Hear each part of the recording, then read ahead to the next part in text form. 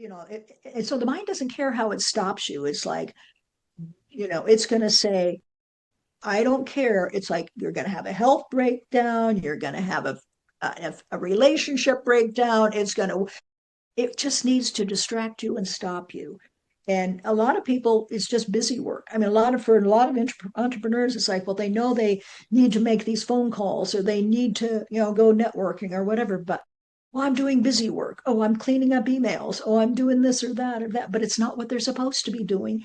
And they don't realize it's like, but I don't feel like, I don't feel good enough to do this. It's that worthiness issue. Like, I'm not good enough. And that not good enough is probably, it is the core program of everybody on this planet, is that I'm not good enough. Hello, everyone, and welcome to episode 4 of the Guided Together podcast. I'm Jacqueline Kuhn with Powered by Angels, Guided by Purpose. And in my podcast, I bring in other coaches who do things that complement you as you go on your soul purpose journey. Today, our topic is really all about self-worth, emotional freedom, really valuing the self. If you cannot live your purpose if you don't really understand and embrace your value. And with me today to talk about this is Catherine Clift. Catherine will introduce herself in just a few moments after we do our invocation. And I would like to offer all of you the opportunity, if you want to pray along with me, great. We close our eyes and take a couple of deep breaths.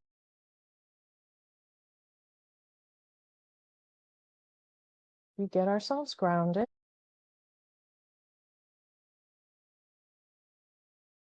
And I'm going to call in Archangel Michael. Archangel Michael is our divine protector. As our protector, protect us as we record this podcast, protect Catherine and I, protect the audience as they view, allow only that which is highest and best, and protect us from the evil one who can distort our thoughts, feelings, and emotions. In Archangel Gabriel, you are the archangel for communication. Be with us as we record this podcast, as the listeners watch and listen to us talk. Allow us to send the message to people who need to hear these messages today. Allow the viewers to take what resonates with them and leave the rest behind. Help Catherine and I to speak clearly and intentionally. And as always, we are grateful for your presence. And so it is. All right. I am now going to introduce Catherine. Catherine is a self-worth coach. Catherine, welcome to the podcast, and I'd love for you to introduce yourself. Thank you. Hi, I'm Catherine Clift. I'm actually a wealth mindset coach and motivational speaker, and I help my clients basically overcome their aversion to selling and making offers by uncovering and clearing the blocks around money and worthiness that keep them stuck. Because limiting beliefs around money basically has to do with worthiness issues. And the main modality that I use to do that is called the Sedona Method. And the Sedona Method is all about letting go. And by by letting go, it allows you, you let go of the feeling. So it's the feelings that keep you stuck, so to speak. So the Sedona Method allows you to let go of any unwanted feeling in the moment. And the more you let go, the happier you become, and the more abundance and miracles flow to you effortlessly. I'm a testimonial to that because there was two things I didn't think I could let go of, and one was my marriage of 23 years that was emotionally abusive and unsupportive, and the other was my job in a call center for 25 years that got to be so stressful that I developed shingles in the last month that I was there. And as I said, I didn't think I could let go of those because I thought I needed them for survival. They were my security blankets.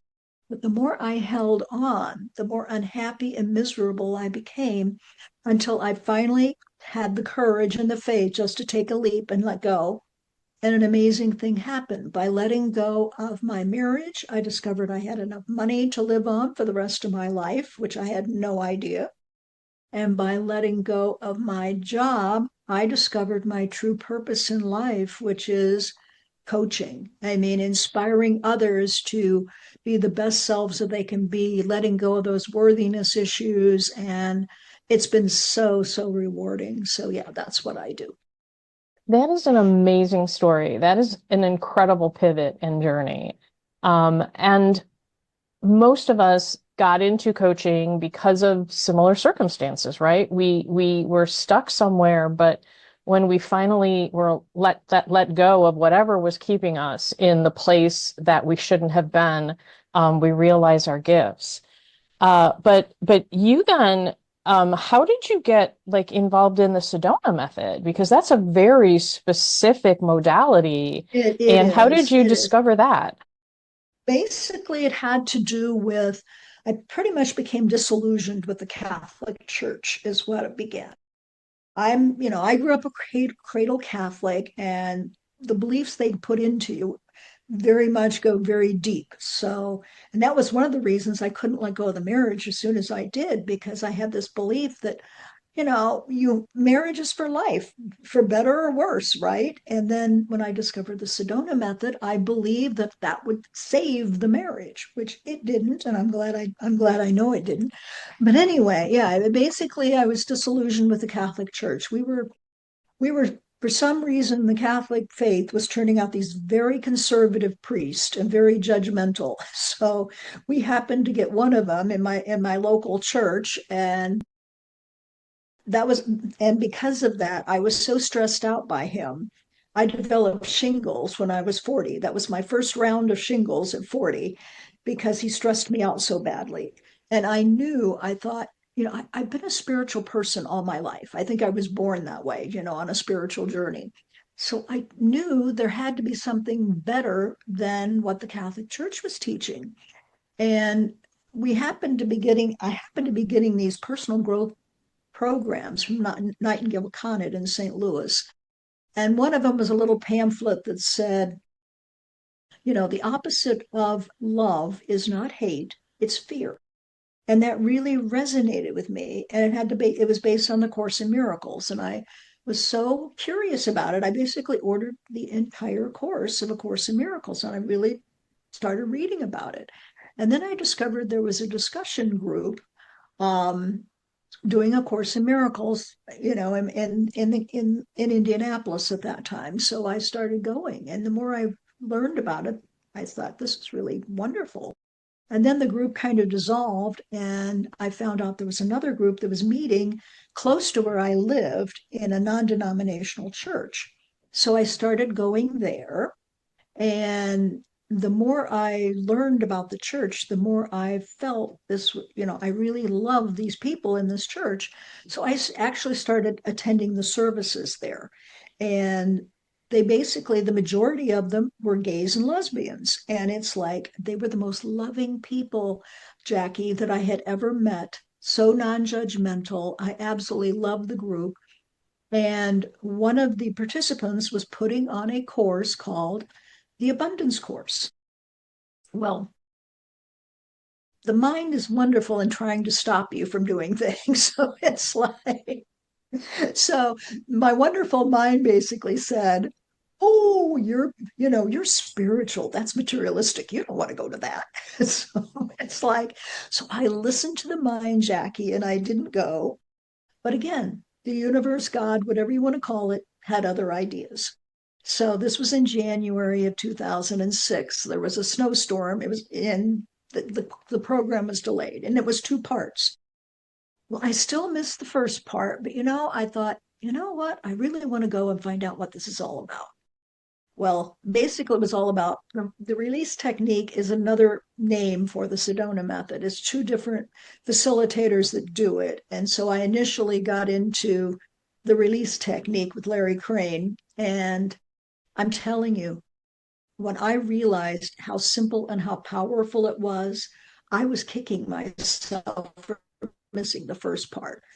So miracles started happening to me almost immediately. I can hardly describe to you how letting go, it was like, wow. I mean, I remember I had torn a ligament in my knee and, and basically ended up in the emergency room, in the hospital. And they told me I was going to have surgery. And one of the people in my discussion group said, "No, Catherine, just give it love and approval. Just let go." And that's all I did. And the knee healed on its own. So it's like, without that, I would never have known that. And I mean, I remember I was getting the flu, everybody at work was getting the flu, and I started getting these flu symptoms. And I decided I'm not going to get the flu. So I just let go. And the symptoms passed in an hour. So it's like I was probably the only one in my area at work that didn't get the flu that year. So it's It like, so it yeah, is I mean, so true. it started, and then I started going to the retreats. And then I discovered that there was another person, because I didn't, I knew he was talking about the person who started the Sedona Method, because Lester Levinson went out to Sedona, Arizona, and started a retreat center in Arizona. And that's how the name the Sedona Method came to. Now, why Larry called it the release technique, I don't know. But Lester basically, before he died, gave the process to two people. One was to Larry Crane, the other was to Hale Dwoskin. So I was reluctant to go with Hale until I listened to one of his audios, and I thought, I like Hale. I want to go to one of Hale's retreats. So it was at one of Hale's retreats that I discovered life coaching. So I'm at this retreat in Sedona, I think it's in 2014, I believe. And I happened to ask one of the participants, I said, "What do you do?" And she said, "Oh, I'm a life coach." And I said, "What is a life coach?" And she told me. And I'm telling you, Jackie, I always wanted to be a teacher and inspire people. And, with the school system the way it is, it's like, no, I wouldn't do that. But I knew this lady was, describing my dream job, right? And I kind of looked at her and I kind of looked at her like a deer in the headlights. And I said, "And people pay you to do this?" And, it wasn't it was probably a week after I got back from that retreat that apparently Hale was affiliated with this particular life coach called Christy Whitman, who did the law of attraction. So I enrolled in that program, got certified in law of attraction. And then the person who was teaching it was a hypnotherapist. I was fascinated with hypnotherapy. So I got certified in hypnotherapy. But again, I'm not sure I've got the confidence to really promote that either. And then Margaret Lynch Rainier came through with tapping into wealth and the subconscious money blocks. And I knew I had subconscious money blocks. And when she said 99% of the planet have subconscious money blocks and don't know it, I knew that was going to separate me from all the life coaches. And she had a whole program. She had 8 modules that you could go through. So it was like a business in a box. And it's like, I can do this. I can do this. So yeah, that's kind of how I got into it. So, but like I said, I mean, and personally in my life, it is just I wouldn't be who I am today without the Sedona Method. So it's like, and that's why I love sharing it with so many people that are open to it. And and just in 5 minutes, when I walk somebody through letting go, they can go, "Wow, that was so powerful and so easy." Yeah, it really is. And some people will call it living in clarity or living in assurance. Because I kind of say, I'm the same way. I never heard of the Sedona method before for meeting you, but I've always believed that if I believe it, I can achieve it. Like if I think about it, I can bring about it, right? If Right. I can think about it, I can do it. And I've read, Dr. Joe Dispenza, who is all about healing with the mind and that you are Yep, I'm control of, familiar of with your him. bodies. Uh-huh. And that whole concept is so true because if your mind is so powerful And that's why you have all these marketing messages and all these salespeople learn these words, right? These trick words to get your mind thinking in a certain way. And our thoughts are formed by our schooling and people and friends, and all of this stuff influences us. And we store it up in our little computers up here, our brain, and then the Yeah. computer talks to the rest of our body. And so we You need know what? to reprogram this computer. Well, what's interesting is that most of our, 90% of our thinking is subconscious. Only a very small part is. So that's why positive affirmations do not work like people think they do. In other words, you can say, I allow myself to make $1 million, but if your subconscious says, well, you never made that much before, it's like, who do you think? It's like you're going to be. So either two things are going to happen. Either you're going to fail, you're not going to do it, or it's going to be watered down, or the mind says, okay, you want to make this income goal. I'll let you do that, but you got to struggle twice or three times as hard as you already are now in order to be worthy of it, right? Because what people don't realize, and this is what was fascinating when I did the training, there are two things that basically are controlling that. And one is called the wealth set point, which people don't realize you have a wealth set point in your subconscious that says, this is what you are allowed to earn or make. You can go a little bit above it and a little bit below it, but you can't go too far above it or too far below it, because what it does is it acts like a thermostat. So if you get too far up above it, like somebody who wins the lottery, it's going to say, oh no, that's dangerous. You can't do that. So you'll make bad investments. You'll have expenses out of the blue that you don't even realize. You're going to go back. And the mind has a way of making you go back. But again, if you go too far below it, then the mind goes, oh, wait a minute. You need to make a little money. You need to have some money coming in. So you'll have suddenly this money. It's like, oh, this opportunity came up. Oh my, this is great. I just got made this money, right? So it's like, it's very, very, it's like your weight set point. I mean, it's very, very set.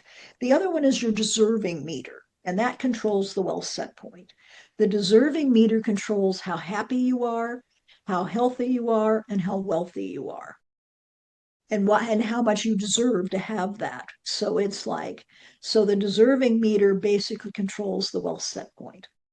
In order to hit those income goals, you have to break through what's called a glass ceiling. So it's like, and by setting it out, and this is what I do in my coaching, you set an outrageous goal, and then you find out, well, how triggered you get by looking at that goal. And it's all about the feeling. It's like it has nothing to do with, the conscious goal at all. It's like, how do you feel about that? But so many coaches undercharge for their services because they, even to suggest, I had a mentor that said coaches should never charge less than 1,000 a month, even if you're starting out brand new. Well, I suggested that to somebody, and they would, oh my God, you should have seen the triggering in that group. It's like, my God, I could never do that. Yeah. Yeah, that is so true. And the wealth set point, I actually have a real life story where that happened to me. Back in 2008, I was Uh-huh. in a job making more money than I'd ever made before, making more Yep. money a year than anyone in my family has ever made. And I had basically what I call like almost like a panic attack. I was just like, I couldn't deal with it. And so I left that job to do my own thing. Now, Mm-hmm. now in hindsight, I know what happened. My body was telling me, oh no, no, you can't do that. You can't be making more than all of these other people. That's not what, you just Mm-hmm. can't be doing that. And so, um, I had to work through that, but that actually happened to me. And in hindsight, I can go back and look at that and go, oh my God, that's Mm-hmm. exactly what happened. It is true. So yeah, I'm Well, a living example. and it's amazing because I have interviewed people that was like, in corporate, they were like managers and making all this money, and then they decide they're going to start their own business. Same thing happened to them. They couldn't understand what's going on. I was so confident in this other job. Why in the world? What's going on here? Well, I mean, what people don't realize is the mind's whole purpose is to keep you safe. It doesn't care if you thrive, it wants you to survive, and it will do anything to stop you. And I will give you an example. I got my first paying client in 2023. She paid for an entire year of coaching at $8,000. I'd never made that much money. 2 days later, I came down with pneumonia. Worst, I'd never been that sick in my life. I was in bed for 11 days. It was like, so the mind doesn't care how it stops you. It's like, it's going to say, I don't care. It's like you're going to have a health breakdown. You're going to have a relationship breakdown. It just needs to distract you and stop you. And a lot of people, it's just busy work. I mean, for a lot of entrepreneurs, it's like, well, they know they need to make these phone calls or they need to, go networking or whatever. But, well, I'm doing busy work. Oh, I'm cleaning up emails. Oh, I'm doing this or that or that. But it's not what they're supposed to be doing. And they don't realize it's like, but I don't feel like, I don't feel good enough to do this. It's that worthiness issue. Like, I'm not good enough. And that not good enough is probably, it is the core program of everybody on this planet, is that I'm not good enough. It is. And I encounter it with my clients as they're looking to move to do something more toward their soul purpose. They almost are asking for permission because they don't feel that they deserve to have whatever it is they're going to get once they're living their purpose. And they're asking for permission, and you don't need permission. You just need to know that you are worth every ounce of happiness and joy, regardless of where that's going to take you. And Right. I never heard it called the deserving meter, but I love that. It is a deserving meter. It's a deserving meter. Yeah, And it's like, it's what's interesting is, I've interviewed several people, and it's like, I always ask them, if you had your goal, I want you to imagine, what is it that would make you happy. A lot of people can't even think outside the box. It's like, I just want to put my kids through college. I want to maybe go on a few vacations. And I'm like, think, it's like, what would it be like to have, you know, several $1 million and have the life you've always, and I try to ask them, describe the life you've always would love to have. I am amazed at the number of people that just limit themselves to, oh, this would be nice, and that's all I need. I don't need anything else. And it's like, it's almost like that mind is saying, no, this is this is your level. It's like yeah. trying to have them break out of that. It's like, it's almost a struggle, Jackie. It is, it is. And I heard another coach who sounds like it's very similar to this method, Shiraz Babu.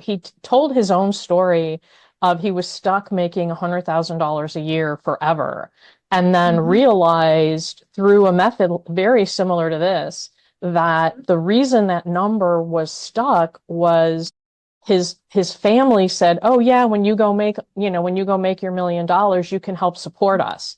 And his brain said, "No, I don't want to make enough money where I have to be responsible for all of them." And so he never Uh-huh. was able to break that ceiling Uh-huh. until he was able to let go of the whole notion that if Yep. I make a lot of money, I have to help other people. Right. And these limiting beliefs are very subconscious. So until you bring them up into the conscious, you don't know. So many people are on automatic behavior. Because I had a client that he had gone through bankruptcy once, and he was afraid he was going to go through bankruptcy again. And he had a particular behavior. It's like he told me, he said, when he goes out to dinner, he picks up the tab for the entire table. And I said, why do you do that? And he stopped and he said, well, I don't know. And I said, I know why you do it. You want approval. It's a very deep program. It's like you want people to like you, you want approval. And I said, the next time you go out to dinner, pick up the tab for you and your wife and then email me and tell me how you feel. 2 days later, he sends me an email going, and I did it. It felt so good. But basically, he had been told as a child, these neighbors was getting all this abundance or whatever. And it's like, a lot of people try to keep up with the Joneses or the neighbors. And his mother had told him Don't you dare be like them. Do not be greedy like them. So he had downloaded all those limiting beliefs about, so, and that was stopping him from being successful as an entrepreneur. Mm, Yeah, it's amazing where it all comes from. And I also believe that some of these things are just ancestral and come from like your parents' parents or wherever. possibly, And yeah. that we just inherit these things through our DNA, right? And Mhm. we have to understand that this is programming that happened, but Exactly. we can unprogram ourselves. We can, Right. debug our own subconscious, to put it in computer Absolutely. terms. Right. And Exactly. if you don't, you will be stuck in Yes. mindsets and cycles and Right. places where you won't feel that, your life is fulfilled. That's Um, correct. and and I don't believe that enough of people understand how powerful these images and things are, because they do all kinds of other things. They're doing things to say, oh, well, but I'm reading this and I'm doing this, but it's not changing fundamentally Right. That's how correct. they think. It's not changing the way that you think. And so when a client works with you, when you start working to change their mindset, like what does that look like? I mean, I can It's kind imagine of, because each one is kind of individual. I mean, hard. like I said, I find, we dig really deep, and I may find, and this is one thing I clarify. It's like we may be finding skeletons in the closet, so they have to be very open to whatever comes up. I mean, and it can be very surprising. I mean, in fact, in one of my training programs, I was working with an accountability partner, and she was talking about how she wanted to be free of the mortgage or whatever, so that she wouldn't, that would be freedom to her. And I said, I want you to close your eyes and imagine being free of the mortgage. It bothered her. She could not believe how much it bothered her not to have a mortgage. And again, that limiting belief said, you need, this is familiar. You need to have this. Otherwise, who are you? It's like, and she was like so surprised. She said, Catherine, I have gone through, I don't know, it was 10 years of therapy or 20 years of she said, nobody uncovered what you just did. Mm. Yeah. Well, that's because you went deep. You didn't skim the Exactly. surface. I Yeah. mean, I mean, I also do tapping, the freedom technique as well. But between the different modalities, it's like it really brings up, all the subconscious. Need to go back, to their child. When did you first experience this feeling? It's like, yeah, it's like because again, it's like the mind does not know time. So if you're feeling anxious and, according to maybe the event happened 20 years ago, but the mind doesn't know that. The mind thinks it's happening right now. So that's why you go into that fight or flight mechanism. So it's like, yeah. And you just need to, you know, be aware of either you could call it resistance or, triggering or whatever you want to call it. But, you know, in fact, it was interesting. People talk about trauma, and it's like, I learned with Margaret Lynch, it's like she said, there's trauma with a big T, but if you are triggered by something, that is a trauma. That is the small t trauma. And, that is something that's going to stop you.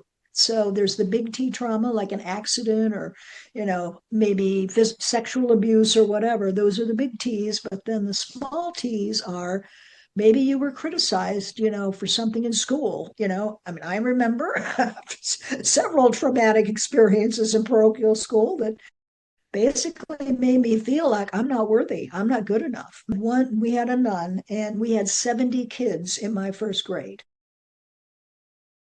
And Wow. they didn't split the grade until the second grade. But anyway, she was handling 70 kids, and I had so many traumatic experiences in the first grade. I mean, and the worst one was and I will tell you about it. Basically, we had an exercise on how well did you listen.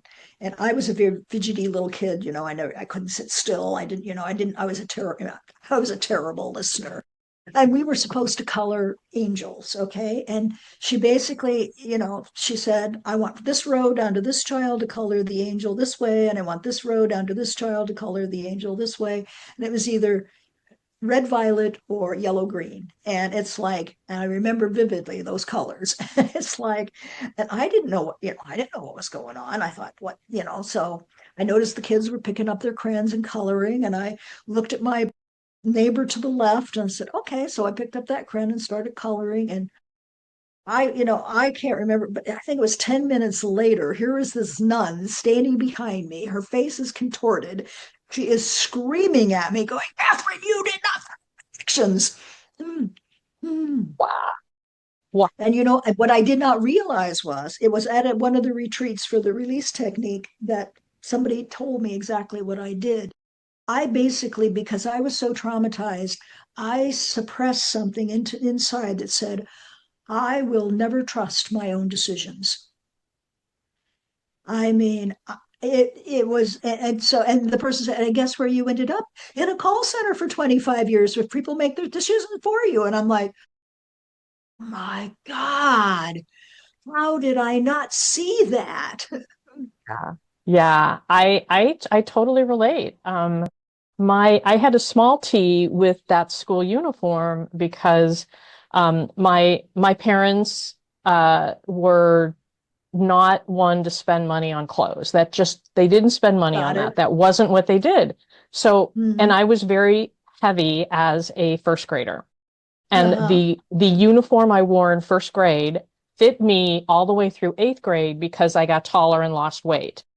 So I had Wow. the exact same skirt, but with a couple of patches in eighth grade that I did in first grade. Oh And my that goodness. that trauma, I had a trauma around it that to this day, I have a problem when I buy clothes. Like I have a clothes problem where I like to have new things. And I I know got that it. I know now that Yeah, it's I from hear what you. happened back there. And I have to always say, okay, do you really need this? Yeah, If you're bringing this in, what are you gonna let go of because you can't keep right. adding, right? But it was a trauma that I now know from working through it Yep, that it manifested itself. So yeah, these little things that happen at certain points of our life I know. carry us forward. It And I don't is. think It is. enough of people are doing the work to kind of let go of that so that they can, not rack up a lot of credit card bills buying clothes like I did 20 years ago. Yeah. And it's like, most of my life, I realize it's like, I settled. It's like, and that I didn't really realize that until I did some personal growth work here. And it's like um, I settled in my marriage. I mean, I had my ideal person when I was 25, and I won't even go into the details. I lost the relationship, and it took me 10 years to get over it. And then I wanted to be married. So I took the best person that came along, and wasn't the greatest idea. I mean, I should have known that I deserved better. And the same thing with I mean, I was a journalism major. I had my ideal job at a newspaper, and then it all fell apart. And, like I said, I ended up in a call center. So it's interesting how, you suddenly have the like the life of your life, and then suddenly it's almost like I have to look back and go, was that my deserving meter that said you don't deserve this, you need this instead? I'm really thinking this might, as I look back at that and I go, that's very interesting. Yeah. Yeah, that is. And we all we all have those moments. It I just because know we do. it's the way of the world. So Exactly. let's show the audience. Let's do your letting go Absolutely. process. Let's show the All right. audience, Well, give a first of all, I'm feel going to for show what how that's simple like. it is. So what I want you to do is I want you to pick up a pen or whatever for them, and I want you to roll it around in your hand. Now, the pen represents your feelings, your hand represents your consciousness. Notice how the pen is not attached to your hand. Okay. Just like your feelings are not attached to us. But we don't say, I feel sad or I feel angry. We say, I am sad and I am angry. And we identify with the feeling. And by doing that, we give it power. So I want you to close your hand over the pen and grip it as hard as you can. And you're going to notice two things happening. Number one, you're going to notice the longer you hold it, the more uncomfortable it feels, just like when we hold on to our feelings. But you're also going to notice how familiar it is to you. This is why we hold on to our feelings. They're so familiar to us. We don't know how to it's like we almost say, but I've always been angry. If I let go of that, who am I? Who am I? It's like they identify with the feeling. So turn your hand over, open it up, and let it go. That's how easy letting go is. It's just a decision. Do you want to hold on or do you want to let go? Very, very, in fact, children do it effortlessly. Kids can be playing. One kid maybe accidentally makes another kid mad, and he says, we're going to speak to you for the rest of your life. And 5 minutes later, they're playing together like nothing ever happened. Isn't that, what if adults could do that? Can you imagine what the world would be like? So, what I want you to do is, first of all, I want you to put your hand over your heart. You let go from the neck down. The mind will try to help, but the mind will only get in the way. So I want you to think about a situation or a person that bothers you, that doesn't give you any peace or seems unresolved. Okay. Now, when you think about that person or situation, what feeling comes up? Obligation.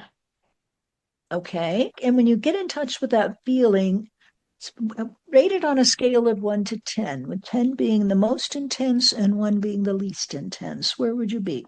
An 8. Okay. Now, let me ask you this. Does that situation or person get you what you want? No. Does it give you any peace? No. Okay. Would you would you be open to wanting to feel better about that? Yes. Okay. So get in touch with the feeling, and could you allow that feeling to soften and relax and dissolve? Yes. Okay.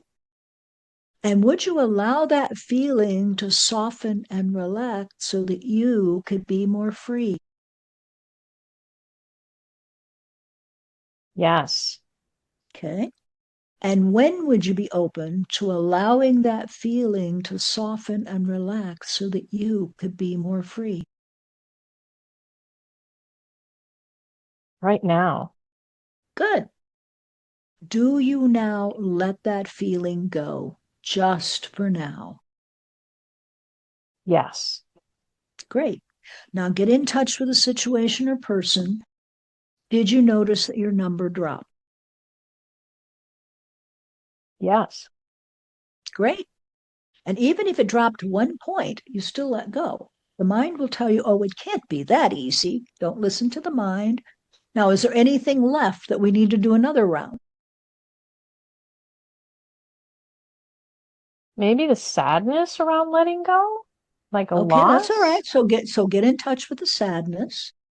And again, rate it on a scale of 1 to 10. I would say that's a And 7. okay, that's fine.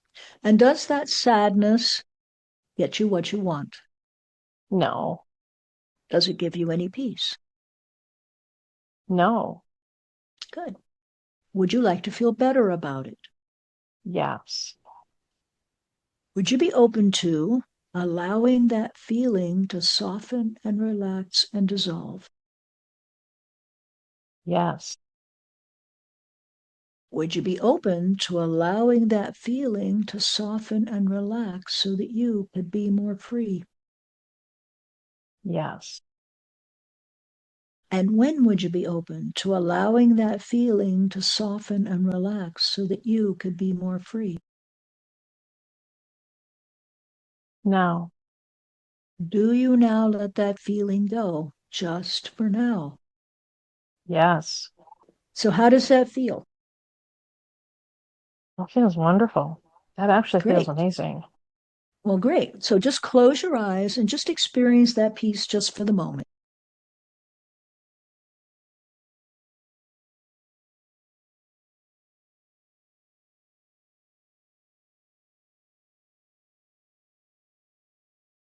How does that feel, Jackie? Feels very calming. I'm very, very, very, very much at peace. Very calm. Wonderful. Wonderful. And you've just experienced the power of letting go, and so has your audience. And that's what I want to do in my coaching is to help people let go of that stress and anxiety of everyday life. And yes, I can do the money blocks, but my real passion is this. I mean, it's so quick, so simple, and everybody has stress of everyday life. I mean, there's so much going on in the world right now that. Yeah. Yeah. And what I really loved about it was, I went I went down a couple of numbers. I didn't go down to Uh-huh. zero, and that you allowed that because I think some like my preconceived notion was that I had to go to zero. That Uh-huh. that and when you said and that was okay, I was, Uh-huh. oh, wow. Okay. I made progress. It Yeah, wasn't like it yeah. had to be perfect. And that really That's touched correct. me. That's what really That touched me. This was incredible. This was a great conversation. I love that letting go process. And I understand that you've got a free download video available for all Yes, of all of our listeners. if they go to my website, catherinecliftcoaching.com, there is about a 5-minute video. It will walk you through letting go. Mhm. Awesome.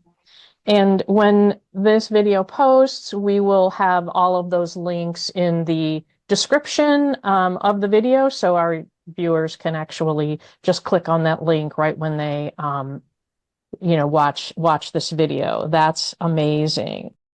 Do you have anything else you want to share before I start our Yes, closing ritual?